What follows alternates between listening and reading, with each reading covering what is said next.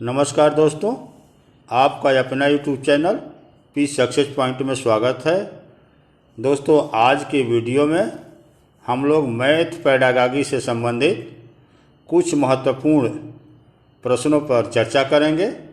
ये प्रश्न सी-टेट की दृष्टि से बहुत ही महत्वपूर्ण है। दोस्तों, सी-टेट में जो मैथ से संबंधित 30 प्रश्न आते हैं, उसमें 15 प्रश्न मैथ पेडागॉजी से ही आते हैं। चलिए दोस्तों, अब इसे चर्चा करते हैं। दोस्तों, इसके पहले यदि आप हमारे वीडियो पर नए हैं तो हमारे चैनल को सब्सक्राइब करके बेल आइकन को प्रेस कर दीजिए, जिससे मेरे वीडियो का कोई भी नया नोटिफिकेशन सबसे पहले आपके पास पहुंचे। तो चलिए दोस्तों, आते हैं मैथ पेडागॉजी के प्रश्न पे। क्वेश्चन नंबर 1 है, उच्च क्रमीय चिंतन कौशल HOTS पर आधारित प्रश्न ... की मांग करते हैं। ए, संकेत और चित्रों का ज्ञान। बी, तथ्यों, नियमों, सूत्रों का ज्ञान। सी, कुछ सीमा तक संज्ञानात्मक प्रयास और ज्ञान। डी, एल्गोरिथम के ज्ञान। तो इसका आंसर होगा कुछ सीमा तक संज्ञानात्मक प्रयास और ज्ञान।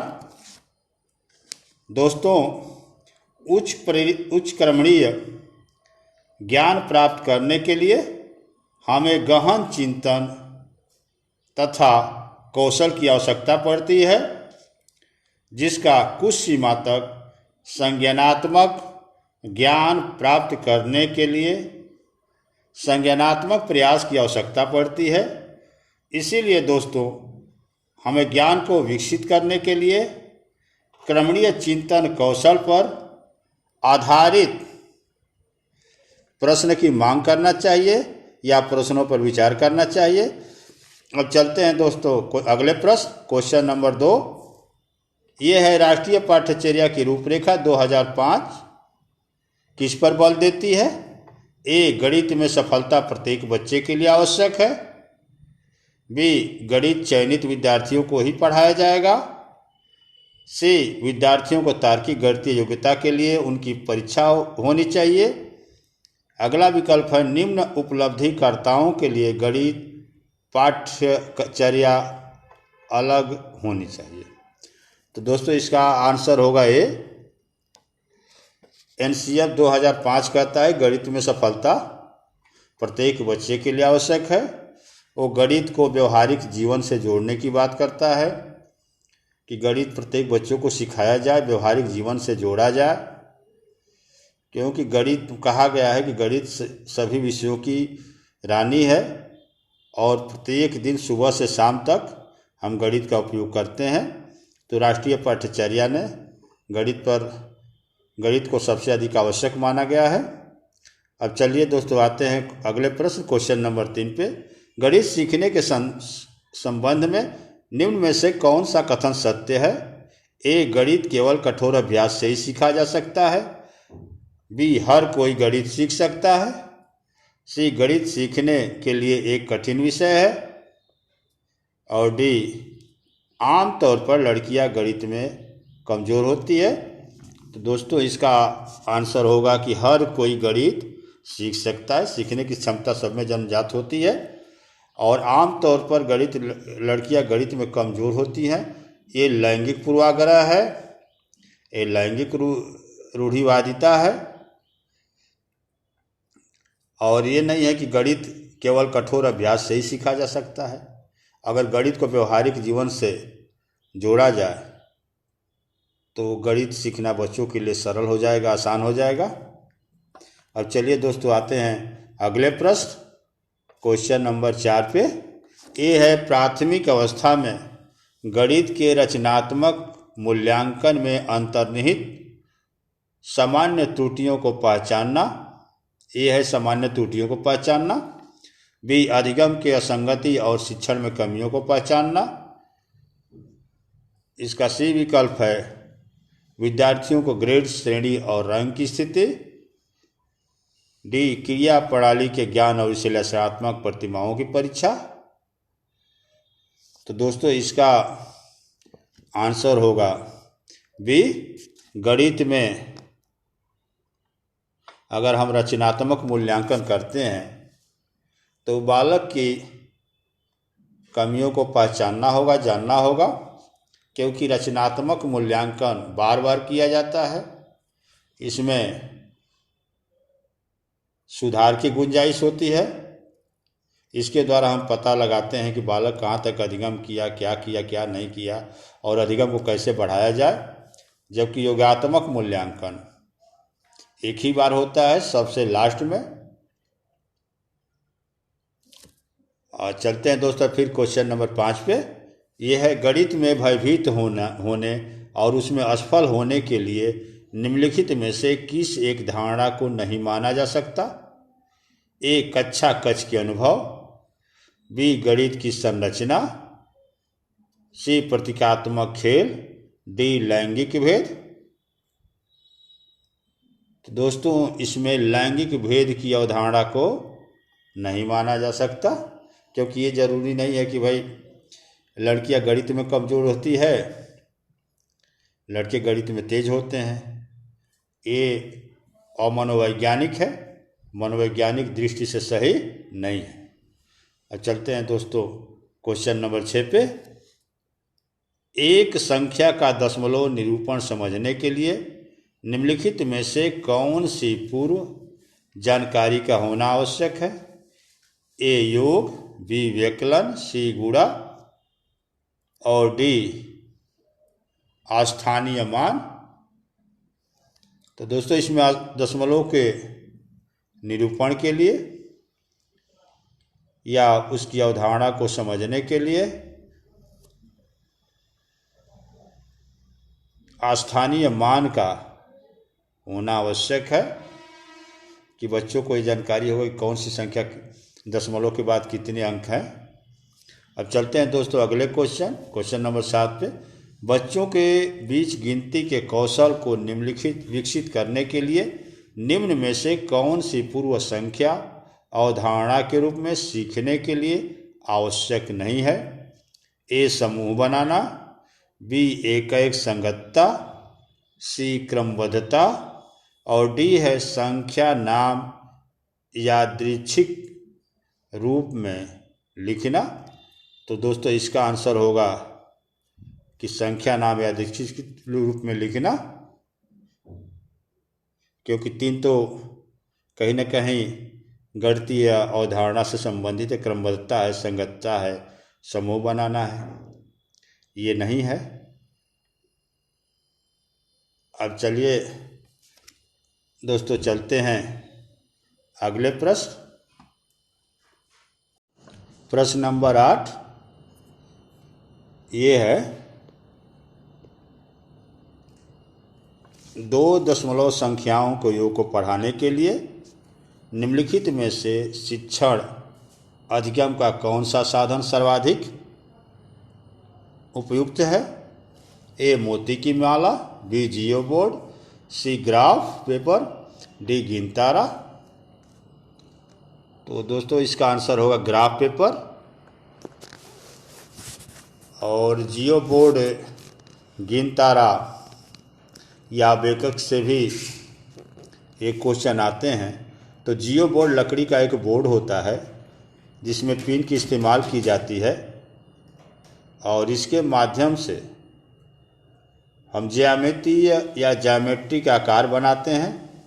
जैसे हम त्रिभुज बना सकते हैं, कोर बना सकते हैं, आयत बना सकते हैं, वर्ग बना सकते हैं, कोई भी एक्टिविटी जियो बोर्ड के माध्यम से बना करके बच्चों को समझा सकते हैं। अब चलिए दोस्तों आते हैं अगले प्रश्न, क्वेश्चन नंबर 9। ये है, गणित की कक्षा में संप्रेषण का उल्लेख किस क्षमता का विकास है? ए, गणितीय विचार को सुव्यवस्थित, संचित और स्पष्ट करना।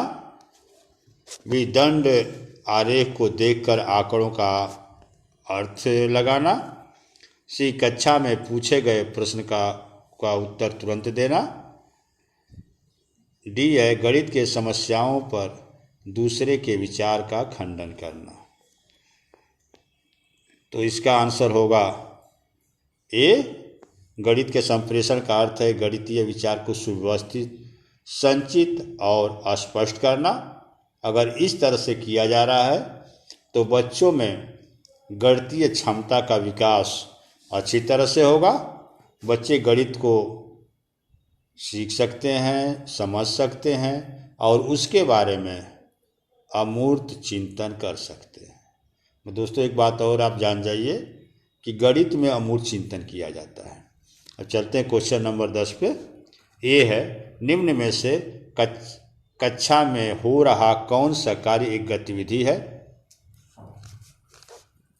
ए बच्चों द्वारा सामपट से नकल करना। बी बच्चों के अन्वेषण में लगना, बच्चों का अन्वेषण में लगना।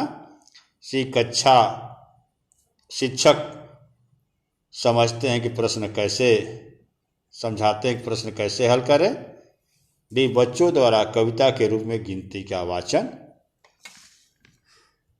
तो एक गतिविधि पूछा है दोस्तों, तो ये होगा बच्चों का अन्वेषण में लगना,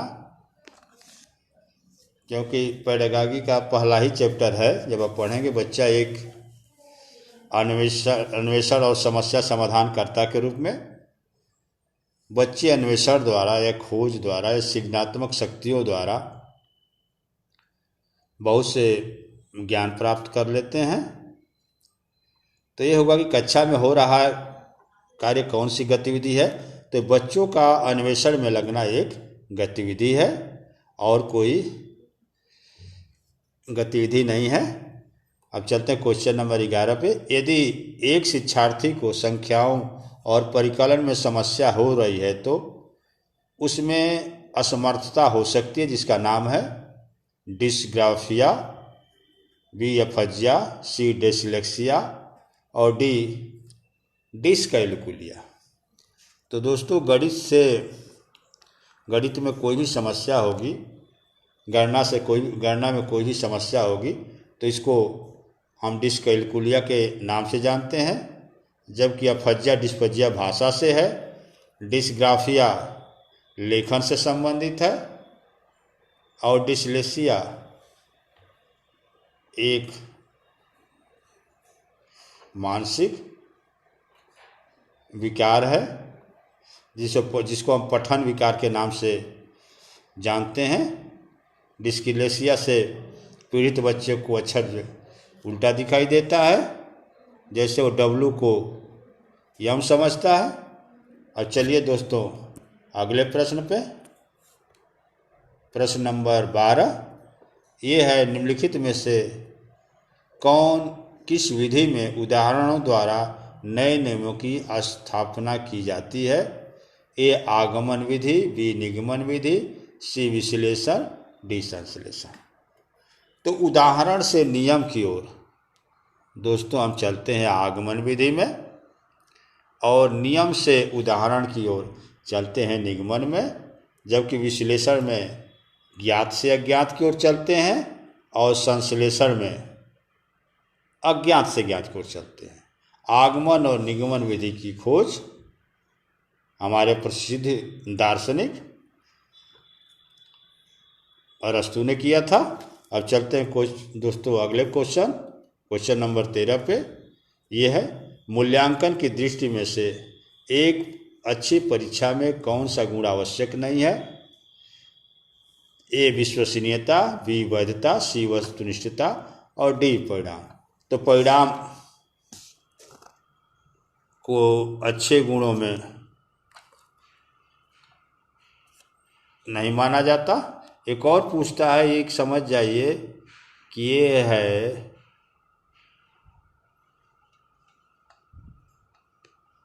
व्यवहारिकता। किसी भी मूल्यांकन के 4 गुण महत्वपूर्ण हैं: विश्वसनीयता, वैधता, वस्तुनिष्ठता और चौथा है व्यवहारिकता। तो इसमें कौन सा गुण नहीं है, तो ये होगा परिणाम। अब चलिए दोस्तों आते हैं क्वेश्चन नंबर 14 पे। एक अध्यापक अपनी कक्षा में छात्रों को त्रिभुज की रचना संबंधी प्रश्न हल करवाता है। यह कक्षा में किस प्रकार का शिक्षण कर रहा है?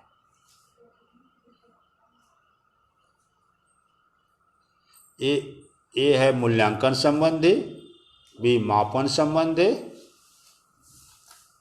सी अधिगम संबंधी और डी सांख्य विधि संबंधी। तो ये दोस्तों जब प्रश्न हल करवा रहा है कक्षा में छात्रों से,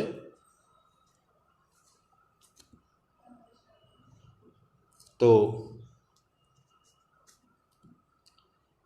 वो मापन संबंधी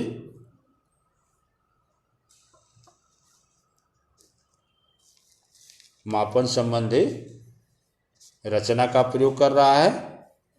अब चलिए दोस्तों चलते हैं अंतिम प्रश्न पे। प्रश्न नंबर 15। वैन हीले के ज्यामितीय स्तर के अनुसार जो विद्यार्थी आकृतियों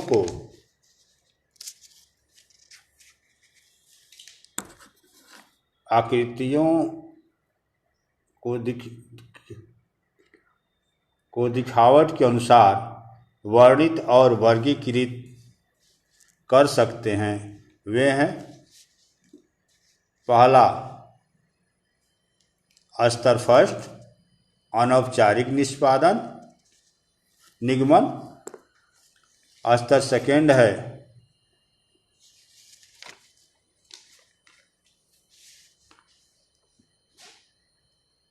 अनौपचारिक निगमन स्तर, और थर्ड है स्तर 0 मानसिक चित्रण, और डी है स्तर फर्स्ट विश्लेषण। तो इसका दोस्तों होगा स्तर 0 मानसिक चित्रण, क्योंकि आकृतियों के वर्णन में आकृति का पहले प्रतिबिंब बच्चों के मस्तिष्क में बनना शुरू होता है या बनने लगता है, और फिर बालक बाद में उस आकृति का वर्णन करता है। तो वैन हीले के अनुसार ज्यामितीय स्तर में जो दिखावट या वर्णित या वर्गीकृत कर सकते हैं वह है स्तर 0 के अंतर्गत मानसिक चित्रण।